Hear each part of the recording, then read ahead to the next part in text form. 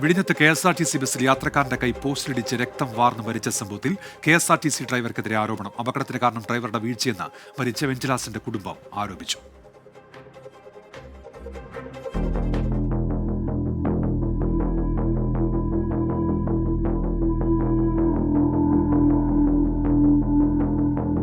കഴിഞ്ഞ ദിവസം വൈകുന്നേരമാണ് KSRTC ബസ് പോസ്റ്റിലിടിച്ചുണ്ടായ അപകടത്തിൽ പുല്ലുവിള സ്വദേശി വെഞ്ചിലാസ് മരിച്ചത്.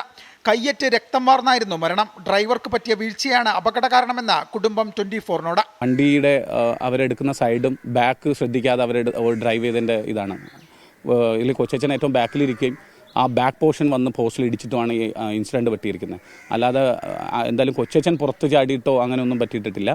എന്തായാലും ലീഗലി പോവുകയാണെങ്കിലും മക്കളുടെ കൺവീനിയൻസ് അനുസരിച്ച് നമ്മൾ ലീഗലി പോകും. അപകടശേഷം KSRTC ജീവനക്കാർ ആംബുലൻസ് വിളിക്കുന്നതിലുൾപ്പെടെ വീഴ്ച വരുത്തി.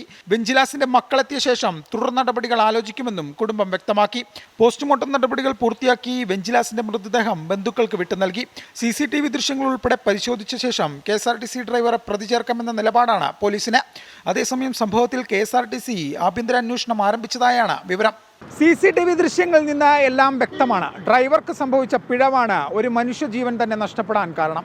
ഇനിയെങ്കിലും ഇത്തരം സംഭവങ്ങൾ ആവർത്തിക്കാതിരിക്കാൻ ബന്ധപ്പെട്ടവർ കർശന നടപടി സ്വീകരിക്കണം. എ ജയശങ്കർ, 24, തിരുവനന്തപുരം. പൊതുജനം കഴുതയല്ല സാർ.